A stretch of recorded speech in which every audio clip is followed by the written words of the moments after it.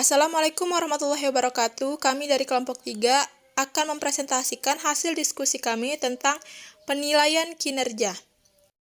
Kami dari kelompok 3 yang beranggotakan pertama Auliana Fajriah, kedua Ega Dwi Anggraini, ketiga Cindi Amalia, keempat Susi Sulastri Banurea, kelima Triayu Wahyuni.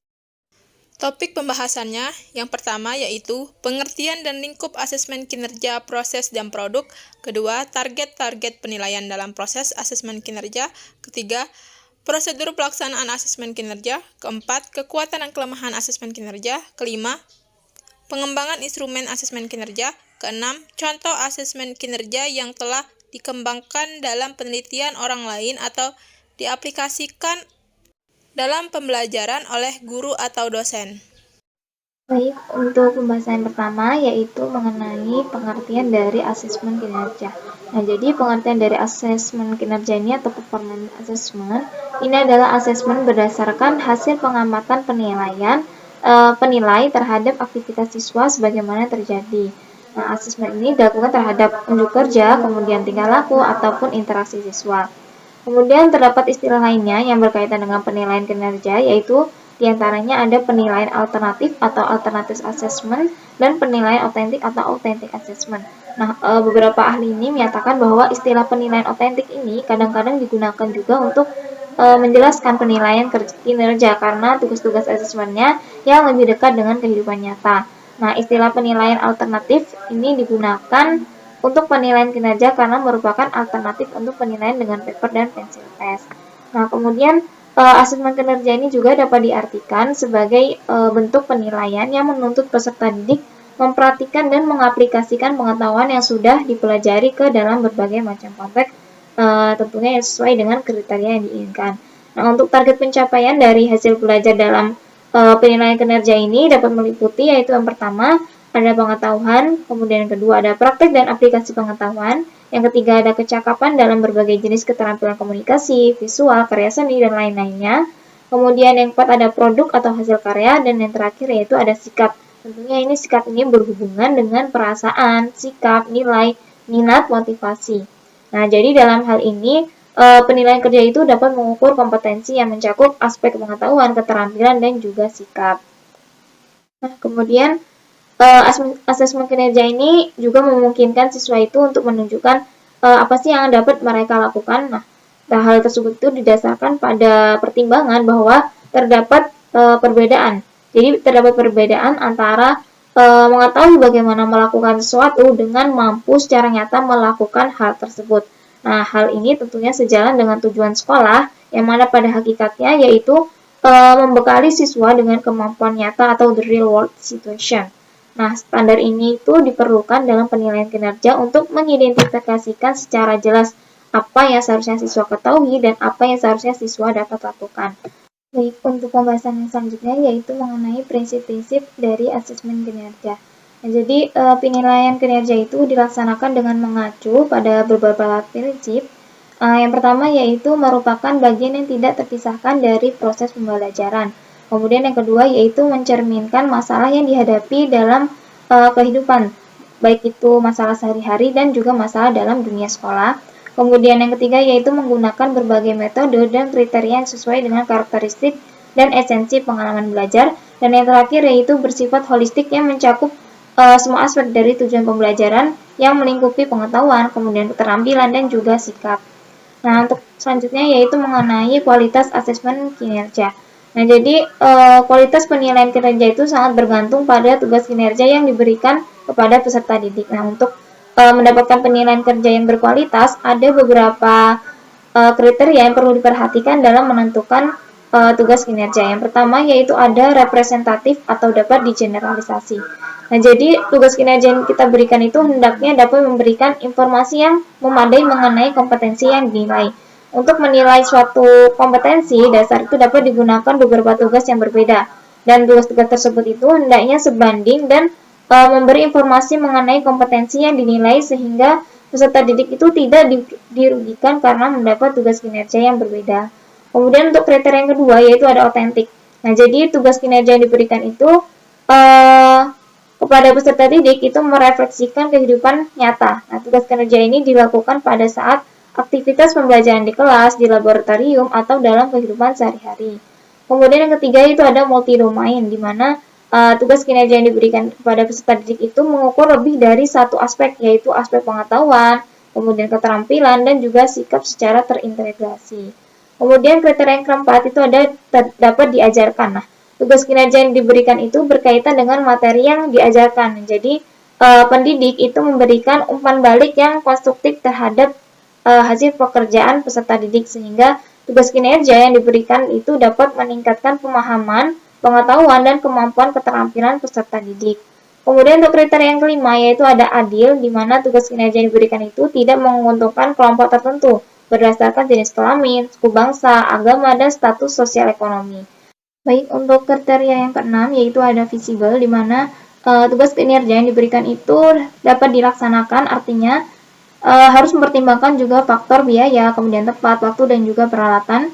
Dan yang terakhir yaitu dapat diskor. Jadi, tugas yang kita berikan itu dapat diskor dengan akurat dan reliable dengan menggunakan pedoman peskoran atau rubrik yang tepat. Nah, kemudian selain 7 kriteria yang sudah disebutkan, ada beberapa hal lain yang perlu diperhatikan dalam penilaian kinerja. Nah, yang pertama yaitu ada relevan.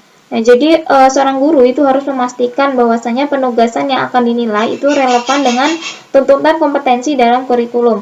Nah, jadi guru itu memilih penugasan yang akan dinilai menyesuaikan dengan tingkat kompetensi peserta didik. Misalnya, untuk penugasan yang akan dinilai didasarkan pada tingkat kompleksitas, kemudian tahapan, dan waktu dalam melakukan tugas tersebut.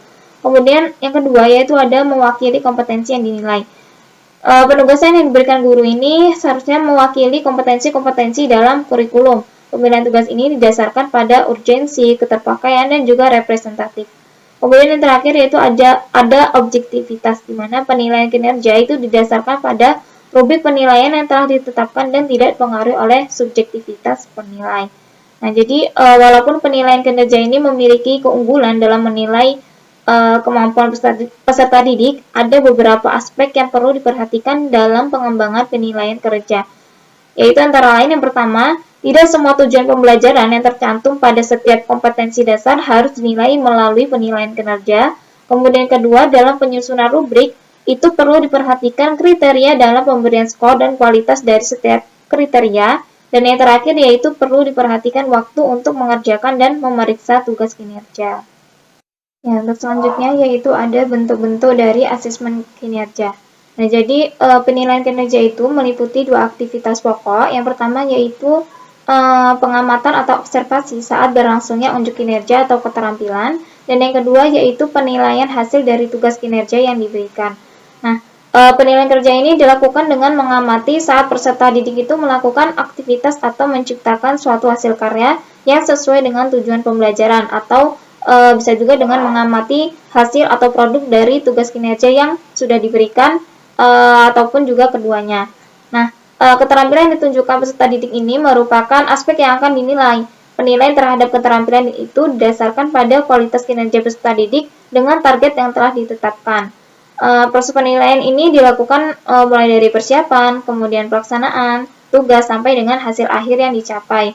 Untuk bentuk-bentuk penilaian kinerja yang dapat diberikan kepada peserta didik itu dapat berupa, yang pertama ada penilaian praktik, kemudian penilaian produk, dan penilaian proyek. Baik, untuk yang pertama yaitu penilaian praktik, di mana penilaian praktik ini dilakukan melalui pengamatan pada saat peserta didik itu mendemonstrasikan atau mempraktekkan suatu aktivitas sesuai dengan target kompetensi. Nah, pada saat melakukan penilaian praktik, itu guru dapat menilai kompetensi pengetahuan, kemudian keterampilan, dan juga sikap peserta didik. Untuk contoh format penilaian praktik itu dapat dilihat pada gambar berikut. Nah, di mana untuk gambar yang pertama itu ada kisi-kisi penilaian praktik, kemudian di bawahnya itu ada penentuan instrumen, dan di sampingnya itu ada contoh rubrik penilaian praktik. Baik, untuk penilaian selanjutnya yaitu ada penilaian produk. Nah, jadi untuk penilaian produk ini dilakukan terhadap kualitas teknis dan estetis hasil kerja atau produk yang sudah siswa itu dibuat. Nah, jadi hasil kerja peserta didik itu dapat berupa produk yang terbuat dari kain, kertas, metal, kayu, atau hasil karya seni seperti lukisan, gambar, dan yang lainnya. Nah, untuk contoh format penilaian produk itu dapat dilihat pada gambar berikut, yang mana tentunya pada tabel tersebut terdapat aspek yang akan dinilai dan juga skor. Nah, jadi aspek yang dinilai dalam penilaian produk itu ditulis dalam sebuah rubrik penilaian, yang mana rubrik penilaian itu berisi kriteria-kriteria yang berkaitan dengan kualitas teknis dan estetis suatu produk. Dan kriteria tersebut itu harus lengkap, jelas, mudah diamati, dan juga dapat diukur. Dan untuk penilaian praktik dan penilaian produk itu bisa dilakukan pada satu kegiatan atau keterampilan. Nah, dalam hal ini, penilaian itu dapat difokuskan baik pada proses maupun juga produk. Nah, oleh karena itu, penugasan dan rubriknya itu mencakup kedua bentuk penilaian tersebut, sehingga rubrik penilaiannya itu terdiri atas rubrik penilaian praktik dan juga rubrik penilaian produk. Nah, untuk contohnya, yaitu misalnya untuk percobaan di laboratorium IPA, itu biasanya dilakukan untuk meminta peserta didik itu untuk melakukan percobaan atau pengamatan dan juga membuat laporan hasil dari percobaan tersebut. Nah, aspek yang dinilai itu dapat berupa tahap persiapan atau perencanaan, kemudian tahap pelaksanaan, dan tahap akhir atau pembuatan laporan. Dan untuk pemberian skor itu dapat diberikan dengan memberi bobot yang lebih besar pada aspek yang diutamakan. Dan untuk penilaian selanjutnya yaitu ada penilaian proyek, di mana penilaian proyek ini adalah penilaian terhadap suatu penugasan yang harus diselesaikan dalam periode atau waktu tertentu. Nah, penugasan tersebut itu meliputi perencanaan, kemudian pengumpulan data, analisis data, penyajian data, hingga pelaporan. Untuk periode waktu menyelesaikannya itu tergantung kompleksitas tugas, misalnya dalam 1 minggu atau 2 minggu, 1 bulan, ataupun 1 semester. Dan untuk pelaksanaan proyek ini membutuhkan seperti data primer, kemudian data sekunder, kerjasama dengan berbagai pihak, dan kemampuan mengevaluasi suatu hasil. Nah, oleh karena itu, penilaian proyek ini dapat dilakukan pada semua mata pelajaran secara terintegrasi atau masing-masing mata pelajaran di semua jenjang pendidikan. Penilaian proyek ini dapat memberikan informasi tentang kemampuan peserta didik dalam memahami, kemudian mengaplikasikan dan menyampaikan informasi tentang materi tertentu pada satu atau lebih mata pelajaran yang terkait sesuai dengan kompetensi yang ingin dicapai pada penugasan yang diberikan. Dan untuk penilaian proyek ini juga dapat dilakukan pada setiap langkah yang meliputi, yang pertama itu ada persiapan atau perencanaan, kemudian yang kedua ada proses pengerjaan, dan yang terakhir yaitu ada pelaporan. Nah, hasil belajarnya itu dapat dinilai pada tahap-tahap tersebut. Untuk tahap pertama yaitu ada tahap persiapan, itu seperti kemampuan merencanakan dan mengorganisasikan tugas proyek, kemudian kemampuan memperoleh informasi awal atau data-data awal, kemudian yang kedua itu ada tahap pelaksanaan, aspek yang dinilai itu dalam kemampuan bekerja dalam kelompok, kemudian kemampuan untuk melaksanakan tugas secara mandiri, kemampuan mengidentifikasi dan mengumpulkan informasi, dan kemampuan menganalisis permasalahan. Kemudian tahap yang ketiga itu ada tahap pelaporan, di mana aspek yang dinilai itu seperti kemampuan menganalisis dan menginterpretasikan data, kemudian kemampuan membuat laporan, dan yang terakhir yaitu kemampuan menyampaikan hasil. Nah, pada pembelajaran di kelas itu biasanya pendidik itu mungkin menekankan penilaian proyek itu pada prosesnya dan menggunakan sebagai sarana untuk mengembangkan dan memonitor keterampilan peserta didik dalam merencanakan, kemudian menyelidiki dan menganalisis proyek. Merupakan contoh format penilaian proyek. Jadi pada tabel ini tentunya ada aspek yang ingin dinilai dari tahap perencanaan, kemudian tahap pelaksanaan, dan juga laporan proyek, dan juga terdapat kolom untuk skor. Untuk aspek yang dinilai dalam penilaian proyek ini ditulis dalam sebuah rubrik penilaian, dan untuk rubrik penilaiannya itu berisi kriteria-kriteria berkaitan dengan tahapan-tahapan sebuah proyek. Dan untuk tahapan-tahapan tersebut itu diurutkan secara lengkap, jelas, mudah diamati, dan juga dapat diukur.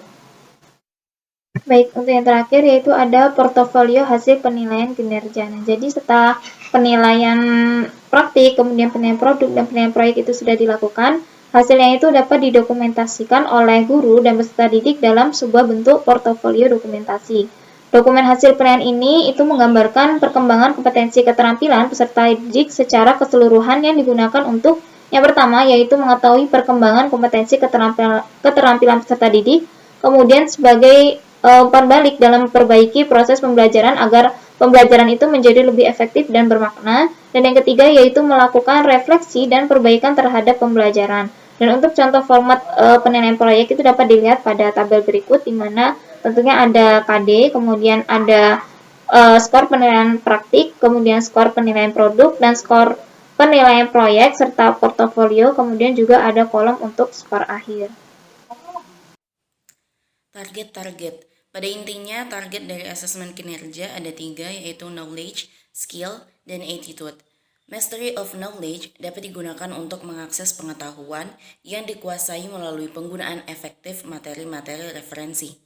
Reasoning dapat melihat siswa dalam proses pemecahan masalah dan menggambarkan inferensi berkenaan dengan kecakapan. Dan skill dapat mengamati dan mengevaluasi keahlian. Baik, di sini saya akan menjelaskan mengenai langkah-langkah atau prosedur dari pengembangan asesmen kinerja. Di sini sudah kami tampilkan diagram dari pengembangan asesmen penilaian. Pada langkah pertama yaitu penugasan, di mana di sini ada tujuan penilaian yang terdiri dari 3, yaitu kompetensi dasar, kemudian keterampilan atau kinerja, dan juga unit kerja, di mana unit kerja ini terdiri dari kelompok dan juga individu. Nah, pada keterampilan atau kinerja itu ada 3, yaitu praktek, produk, dan juga proyek. Kemudian pada langkah kedua yaitu rubrik, ada aspek penilaian dari produk. Nah, kemudian langkah ketiga yaitu pelaksanaan tugas, di mana di sini terlaksananya suatu tugas kinerja, aspek penilaian dari produk. Nah, kemudian yang terakhir ada hasil penilaian kinerja, yaitu penilaian unit kinerja siswa berupa portofolio atau pendokumentasian hasil penilaian. Berikut langkah-langkahnya. Yang pertama ada penentuan tugas kinerja atau penugasan, di mana ada beberapa hal yang harus diperhatikan dalam menyusun tugas kinerja. Yang pertama yaitu menentukan kompetensi dasar yang sesuai dengan konteks kinerja yang diharapkan, indikator pencapaian kompetensi, tujuan penilaian, dan juga kriteria patokan capaian standar yang akan digunakan untuk mengukur kompetensi, di mana kompetensi dasar yang dipilih ini hanya terdiri dari satu kompetensi dasar, tapi dapat juga merupakan gabungan dari beberapa kompetensi dasar yang cukup kaitan dengan konteks yang akan dibuat tugas kinerjanya. Kemudian yang kedua ada menentukan bentuk penilaian berupa praktik, produk, dan juga proyek yang memungkinkan untuk digunakan sesuai dengan kompetensi dan domain pembelajaran yang akan dinilai. Kemudian membuat indikator yang sesuai dengan bentuk penilaian yang dipilih berdasarkan kompetensi yang akan diukur. Kemudian yang keempat ada membuat tugas kinerja yang relevan dengan pengetahuan yang akan diukur, fakta, konsep, prinsip, prosedur, dan juga keterampilan berupa pemecahan masalah, pengambilan keputusan, kemudian investigasi, percobaan, dan juga sintesis yang diperlukan untuk menyelesaikan tugas-tugas tersebut. Nah, tugas kinerja yang dapat dibuat dari yang paling sederhana hingga yang paling kompleks sesuai dengan indikator pencapaian yang diharapkan. Di mana tugas kinerja yang harus dibuat itu harus memperhatikan siapa yang akan mengerjakan tugas, baik itu individu, kelompok kecil, atau lainnya, kemudian waktu yang diperlukan untuk mengerjakan tugas tersebut, dikerjakan secara bertahap, kemudian waktu yang diperlukan diatur sesuai dengan tahapan, kemudian perangkat, bahan dan peralatan yang digunakan selama persiapan dan pengerjaan, kemudian aspek-aspek yang akan dinilai dalam penugasan tersebut. Kemudian yang kelima ada memberi penjelasan tentang prosedur pelaksanaan penilaian kinerja sesuai dengan tugas kinerjanya. Yang terakhir ada membuat rubrik penilaian baik untuk individu maupun kelompok yang mudah dipahami sebagai pedoman dalam proses penilaian kinerja. Kemudian yang selanjutnya ada rubrik penilaian. Nah, rubrik penilaian ini merupakan paduan yang digunakan untuk menilai kinerja dari peserta didik. Nah, informasi yang diperoleh dari rubrik tersebut dapat digunakan untuk fungsi formatif, yakni untuk memperbaiki proses pembelajaran. Nah, selain itu, informasi yang diperoleh dari rubrik itu dapat digunakan untuk fungsi sumatif, yakni menilai pencapaian kompetensi pembelajaran. Nah, rubrik penilaian ini terdiri dari beberapa bagian yang disesuaikan dengan karakteristik penugasan kinerja. Nah, format yang pertama itu terdiri dari 3 bagian, yaitu aspek, kriteria, dan juga level skala kerjanya. Nah, contoh dari format rubrik yang pertama, di mana kriterianya merupakan deskripsi atau penjabaran yang mencerminkan hubungan aspek dengan gradasi kinerja. Nah, kemudian untuk format yang kedua itu terdiri dari 3 bagian, yakni aspek, kriteria, dan rentang skor. Di mana aspek ini merupakan komponen lingkup atau dimensi yang akan dinilai. Misalnya, ketika kita akan menilai kualitas suatu karangan dalam mata pelajaran bahasa Indonesia, aspek yang dinilai meliputi tata bahasa, kolerasi kalimat, kesesuaian isi dengan judul, dan sebagainya. Nah, kriteria ini merupakan deskripsi yang mencerminkan hubungan aspek dengan rentang skor. Nah, rentang skor itu merupakan gambaran yang menunjukkan gradasi level kemampuan, di mana format yang kedua itu dapat dilihat pada gambar berikut ini. Pada format di atas, itu terdapat beberapa catatan, di mana yang pertama, contoh pada gambar menggunakan tingkat kemampuan 0-5, di mana pendidik bisa menentukan tingkat kemampuan ini sesuai dengan karakteristik penugasan. Misalnya untuk penugasan yang lebih sederhana, bisa menggunakan tingkat kemampuan 0-3. Kemudian skala tingkat kemampuan pada contoh bergerak dari 0-5. Skala nilai yang terendah itu 0, menunjukkan tidak ada kinerja yang diamati atau tidak satupun aspek atau kinerja yang terpenuhi. Sedangkan skala nilai yang tinggi 5 itu menunjukkan kualitas keterampilan yang tinggi. Jika tingkat kemampuan itu dimulai dari 1-5, nah skala yang terendah itu adalah 1 yang menunjukkan tingkat kinerja minimal yang dihasilkan oleh peserta didik. Kemudian selanjutnya ada kolom tingkat kemampuan yang menunjukkan level skala kinerja, di mana perumusan deskripsi pada aspek atau kriteria menggunakan kata kerja operasional yang mengukur kemampuan, keterampilan, bukan pengetahuan. Nah, rubrik penilaian ini disesuaikan dengan tujuan penilaian. Untuk tujuan penilaian formatif, aspek atau kriterianya pada rubrik itu fokus untuk menghasilkan informasi yang digunakan sebagai umpan balik perbaikan pelajaran. Dengan demikian, skor atau nilai tersebut bukan tujuan utama penilaian dari keterampilan formatif. Bahkan rubrik juga bisa disajikan dalam bentuk deskriptif, di mana untuk penilaian sumatif, aspek atau kriteria pada rubrik itu harus benar-benar dapat diukur dan tidak multitafsir, sehingga pemberian angka pada suatu aspek atau kriteria tersebut itu mencerminkan satu aspek atau satu kriteria yang telah dicapai.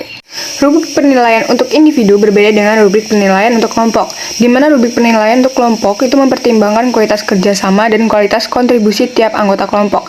Dengan demikian, anggota kelompok yang memiliki kualitas kontribusi tinggi berhak mendapatkan penghargaan lebih baik dari anggota kelompok lain.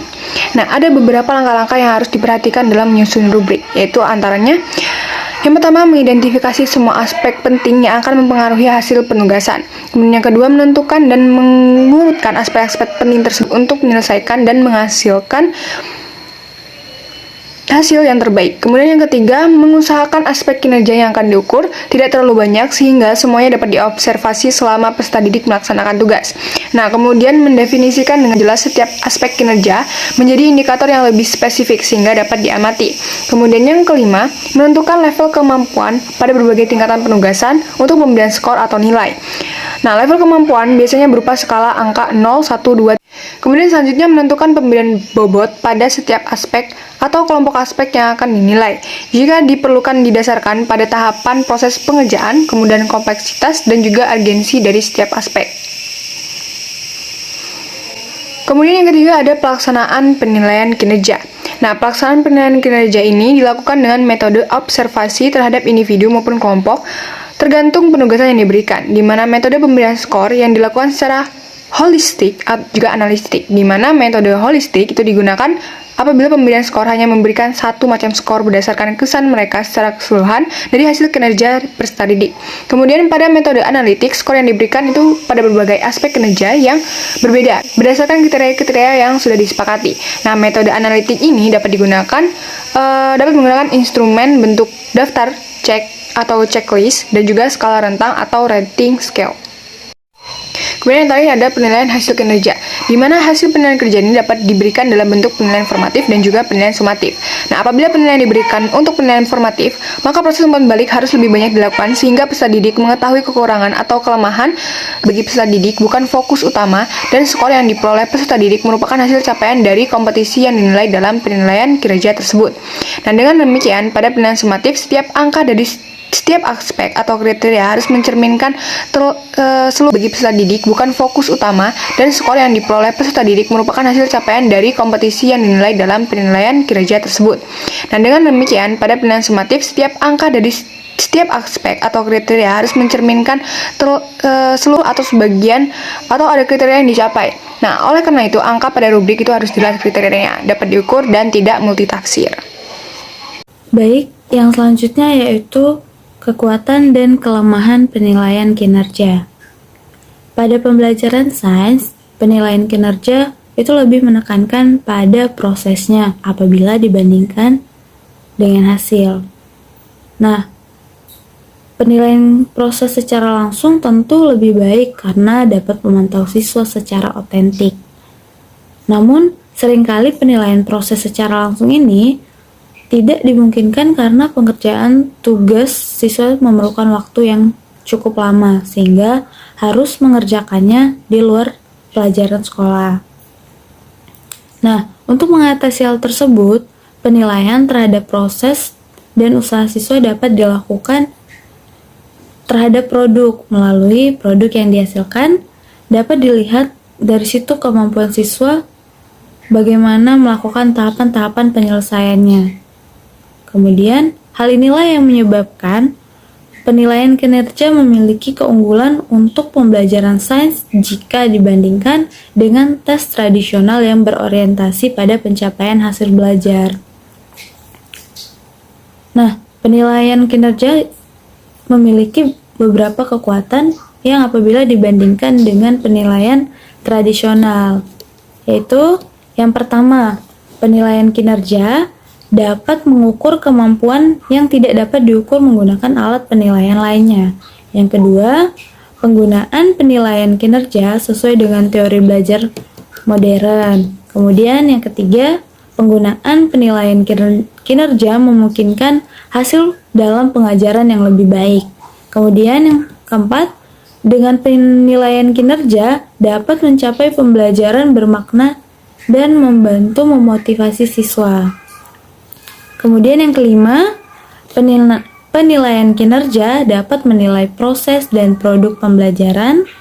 Yang keenam, penggunaan penilaian kinerja memperluas pendekatan untuk penilaian. Kemudian yang ketujuh, pembelajaran dapat lebih efektif karena asesmen kinerja terintegrasi dalam proses pembelajaran.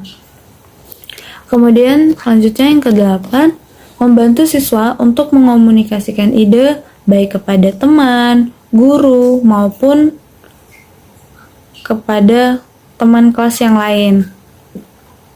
Dan yang terakhir, yaitu menyediakan evaluasi lengkap dan alamiah untuk beberapa macam penalaran, kemampuan lisan, dan keterampilan-keterampilan. Menurut Stingmins mengungkapkan bahwa ada beberapa alasan mengapa asesmen kinerja ini perlu dilakukan, yaitu yang pertama, memberi peluang yang lebih banyak kepada guru untuk mengenali siswa secara lebih, untuk sebab pada kenyataannya tidak semua siswa yang kurang berhasil itu dalam tes objektif atau esai secara otomatis bisa dikatakan tidak terampil atau tidak kreatif. Nah, dengan demikian penilaian kinerja siswa melengkapi cara penilaian lainnya. Yang kedua yaitu dapat melihat kemampuan siswa selama proses pembelajaran tanpa harus menunggu sampai proses pembelajaran berakhir. Kemudian yang ketiga, adanya kemampuan siswa yang sulit diketahui atau dideteksi hanya dengan melihat hasil akhir dari pekerjaan mereka. Nah, terdapat beberapa target yang harus dicapai melalui asesmen kinerja, yaitu knowledge atau pengetahuan, reasoning yang berarti penalaran atau aplikasi pengetahuan dalam konteks pemecahan masalah, skill yaitu kecakapan siswa dalam bertanya, keterampilan berkomunikasi, karya visual, dan lain-lain. Yang selanjutnya yaitu produk. Produk yaitu kemampuan berbagai macam kreasi karya siswa. Yang selanjutnya yaitu afek. Afek yaitu menggambarkan bagaimana tentang tingkah laku, minat, nilai, motivasi, dan konsep diri. Selain memiliki kekuatan, penilaian kinerja juga memiliki beberapa kelemahan. Di antaranya yaitu 1. Sukar untuk melakukan penyekoran, penilaian kinerja dengan cara reliable. Kemudian yang kedua, penilaian kinerja menyediakan sampel yang terbatas dan domain isi, dan sukar untuk membuat generalisasi tentang keterampilan dan pengetahuan proses siswa. Yang ketiga yaitu penilaian kerja cukup menekankan waktu dan sangat kompleks. Kemudian yang terakhir, pada kenyataannya ada hal-hal yang dapat membatasi penggunaan penilaian kinerja seperti persyaratan dan material peralatan yang dibutuhkan. Baik, sekian dari saya kembalikan ke moderator. Selanjutnya, mengembangkan instrumen asesmen kinerja. Ada 3 langkah pada crafting asesmen kinerja. Menurut Stikin 1994 dalam Nitko dan Brockhart 2007. Yang pertama, jadikan sangat jelas mengenai kinerja yang ingin kita akses. Kedua, memilih target pembelajaran untuk diakses. Tidak semua target pembelajaran dapat diakses oleh asesmen kinerja. Pilih yang dapat dan sebaiknya. Cocokkan dengan perancangan asesmen. Fokuskan hanya pada target pembelajaran yang penting. Kemudian, yang ketiga, mengakses dimensi prestasi. Pada mengakses dimensi prestasi, ada beberapa bagian. Yang pertama, achievement dimension.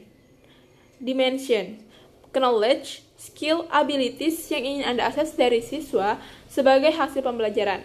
Dimensi meliputi target pembelajaran konten atau materi subjek spesifik dan target lifelong learning. Kedua, content achievement dimension meliputi deklaratif spesifik dan target pembelajaran prosedural, deklaratif spesifik fakta, ide, generalisasi dan teori yang Anda ingin dikuasai siswa. Ketiga, lifelong achievement dimension outcomes yang cut across kurikulum atau mungkin digunakan di luar sekolah, meliputi berpikir kompleks atau reasoning strategi, memproses informasi, komunikasi efektif, kooperasi dan kolaborasi, dan habits of mind. Selanjutnya, menetapkan level kualitas, menetapkan skala untuk masing-masing dimensi rubrik penskoran. Kelima, mengevaluasi dimensi prestasi yang dipilih. Ini dibagi menjadi beberapa bagian. Yang pertama, apakah prestasi yang akan Anda akses memiliki signifikansi konteks yang lebih luas dari kurikulum dan aplikasi di dunia nyata? Kedua, apakah prestasi yang akan Anda akses memiliki autentisitas dan fidelitas pada cara tugas sebaiknya dilakukan di luar konteks asesmen? Dimensi prestasi yang ditetapkan dapat diaplikasikan oleh siswa dengan sama jika siswa dihadapkan pada tugas serupa di dunia nyata. Siswa dapat menyelesaikan tugas dalam dunia nyata. Ketiga, apakah Anda mempergunakan suatu general achievement framework untuk rubrik persekoran untuk tugas tersebut? Untuk mempermudah Anda dan guru lain menerapkan rubrik secara konsisten lintas tugas yang berbeda dalam kurikulum yang sama. Keempat, apakah dimensi prestasi yang cocok dalam framework yang lebih luas dari kompetensi pendidikan? Kelima, apakah dimensi prestasi Anda mudah untuk dipahami siswa, orang tua, dan guru? Keenam, apakah dimensi prestasi bermanfaat untuk siswa? Ketujuh, apakah sebaiknya Anda akses proses, produk, atau keduanya? Proses itu yaitu fokuskan asesmen pada proses yang digunakan oleh seseorang siswa. Kalau produk, fokuskan asesmen pada produk yang diproduksi siswa. Kemudian yang ke-8, craft tugas Anda untuk mengakomodasi siswa. Tugas sebaiknya disetelkan dengan ukuran kelas. Rencana asesmen yang dibuat harus mencerminkan realitas kelas Anda. Selanjutnya, crafting tugas kinerja. Yang pertama, membuat tugas yang bermakna. Kedua, membangun tugas dalam langkah-langkah. Ketiga, menguji coba tugas. Keempat, mengontrol validitas tugas, yaitu waktu untuk menyelesaikan tugas, tugas panjang atau pendek. Struktur tugas yang disajikan, yaitu menetapkan permasalahan, scaffolding, strategi pengganti, dan penyelesaian pengganti. Partisipasi kelompok, fokus pada proses atau produk. Kelima, membuat tugas jelas bagi siswa. Keenam, jumlah tugas. Ketujuh, keputusan krusial. Ke-8, scope assessment. Ke-9, campuran format assessment. Ke-10, kompleksitas target pembelajaran. Ke-11, kebutuhan untuk melengkapi masing-masing tugas. 12, waktu yang tersedia untuk keseluruhan assessment. 13, kebutuhan mendiagnosis secara detail. 14, ketersediaan sumber manusia. 15, mengevaluasi tugas kinerja. Selanjutnya, crafting cara untuk men-skor dan merekam hasil, crafting rubrik, checklist, dan rating skala tipe scoring rubrik. Kemudian, Ulan 2009 itu menyatakan hal-hal yang harus dilakukan dalam mengembangkan asesmen kinerja, yaitu yang pertama, menentukan indikator kinerja yang akan dicapai siswa. Kedua, memilih fokus asesmen atau menilai proses, prosedur, produk, atau keduanya. Ketiga, memilih tingkatan realisme yang sesuai atau tingkat keterkaitan dengan kehidupan nyata. Keempat, memilih metode observasi, pencatatan, dan penskoran. Kelima, memperbaiki tas dan rubrik berdasarkan hasil uji coba untuk digunakan pada pembelajaran berikutnya.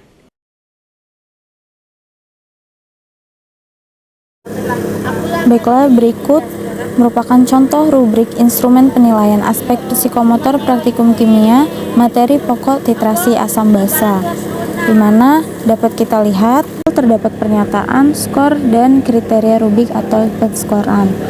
Yang pertama yaitu mengecek kelengkapan alat dan bahan sesuai dengan yang ada di panduan praktikum. Siswa tersebut akan mendapatkan skor 4 dengan kriteria jika peserta didik menjawab mengecek seluruh kelengkapan alat dan bahan atau jumlah alat dan bahan. Siswa akan mendapatkan skor 3 jika peserta didik hanya mengecek seluruh kelengkapan alat dan bahan, tetapi 1-3 alat atau bahan tidak diceknya. Kemudian untuk yang nomor 2 yaitu merangkai alat titrasi, di mana siswa akan mendapatkan skor 3 jika peserta didik merangkai alat titrasi sesuai dengan gambar pada panduan praktikum dengan benar. Kemudian yang ketiga yaitu menuang larutan NaOH ke dalam buret sampai tepat 100 ml. Siswa akan mendapatkan skor 4 jika peserta didik memasukkan larutan NaOH ke dalam buret dengan menggunakan corong, kemudian mengeringkan leher bagian dalam atas dari buret dengan menggunakan tisu. Selanjutnya nomor 4 yaitu mengambil 25 ml larutan HCl ke dalam Erlenmeyer. Siswa akan mendapatkan skor 4 jika siswa mengambil 25 ml larutan HCl dengan menggunakan pipet dengan volume tepat pada skala 25 ml, kemudian membersihkan bagian luar ujung pipet dengan tisu, serta menuangkan larutan HCl ke dalam Erlenmeyer dengan memiringkan Erlenmeyer. Kemudian yang kelima yaitu meneteskan larutan NaOH tetes demi tetes dari buret. Siswa akan mendapatkan skor 4 jika siswa meneteskan larutan NaOH dari buret dengan membuka keran buret tetes demi tetes menggunakan tangan kiri dan menggoyang Erlenmeyer secara perlahan dengan menggunakan tangan kanan. Kemudian yang nomor 6 yaitu membersihkan alat-alat yang digunakan dalam praktikum titrasi asam basa. Siswa akan mendapatkan skor 4 jika peserta didik membuang limbah bahan kimia di tempat yang telah disediakan dan mencuci alat menggunakan sabun. Kemudian yang ketujuh yaitu mengatur alat yang digunakan dalam praktikum titrasi asam basa. Siswa akan mendapatkan skor 4 jika siswa menata alat dan bahan kimia dengan rapi di tempat yang telah disediakan dan mengecek kembali kelengkapan alat dan bahan yang dikembalikan. Kemudian yang ke-8 yang dikembalikan. Kemudian yang ke-8 yaitu membersihkan tempat kerja yang digunakan untuk praktikum titrasi asam basa kuat. Siswa akan mendapatkan skor 3 jika siswa membuang sampah di tempatnya dan merapikan tempat kerja seperti semula. Baik, selanjutnya dapat kita lihat pada tabel. Di sini merupakan penilaian laporan praktikum kimia, di mana komponen-komponen laporannya yaitu ada judul percobaan, tujuan percobaan, dasar teori, alat dan bahan, prosedur kerja, data pengamatan, diskusi dan pembahasan, kesimpulan, daftar pustaka, jawaban pertanyaan, dan laporan sementara. Di mana dapat kita lihat di situ sudah tertera skor masing-masing, sehingga nantinya akan didapatkan total skor yaitu 100. Berikut merupakan rubrik penilaian laporan praktikum kimia.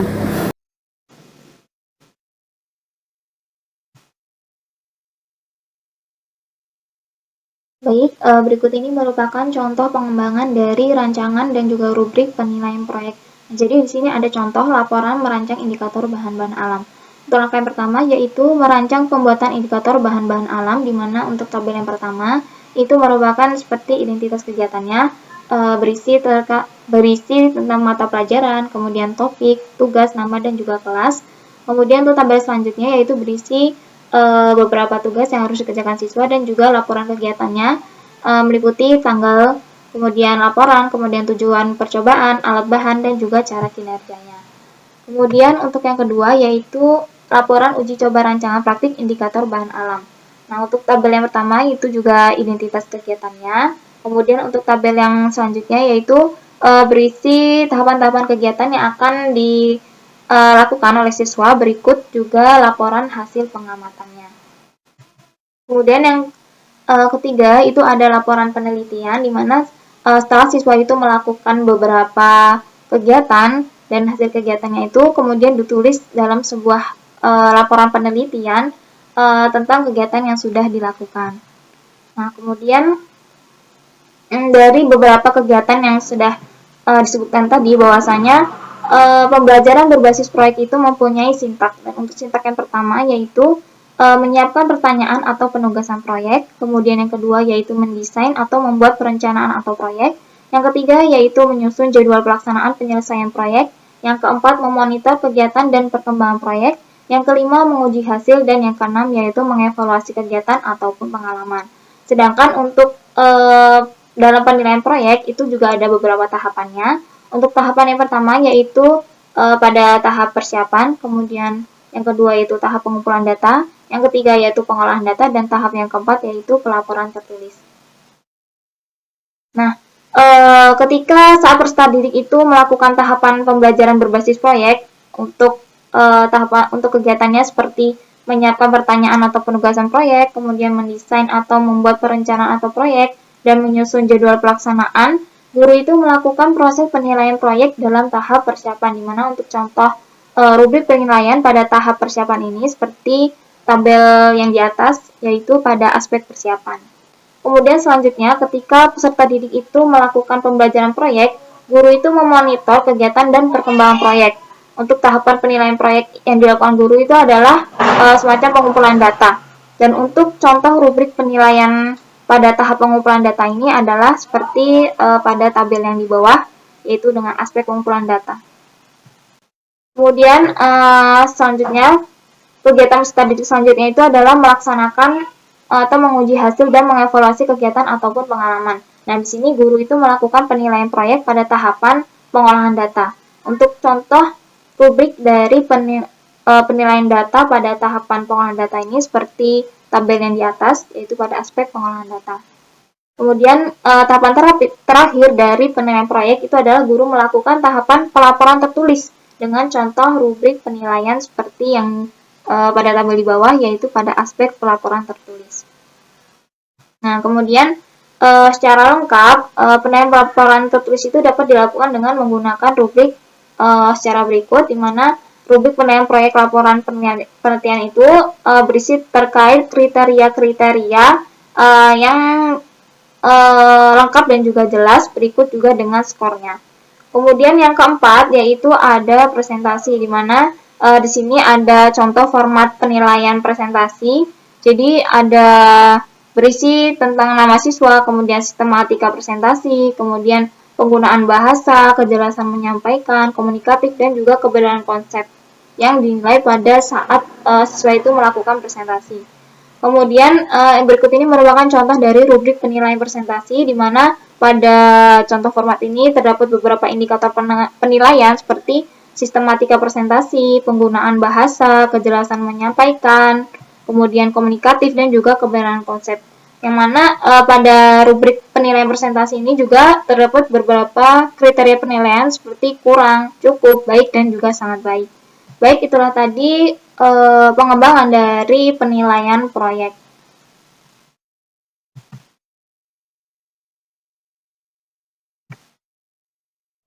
Baiklah, itu saja yang dapat kami sampaikan. Kami akhiri, wabillahi taufiq walhidayah. Wassalamualaikum warahmatullahi wabarakatuh.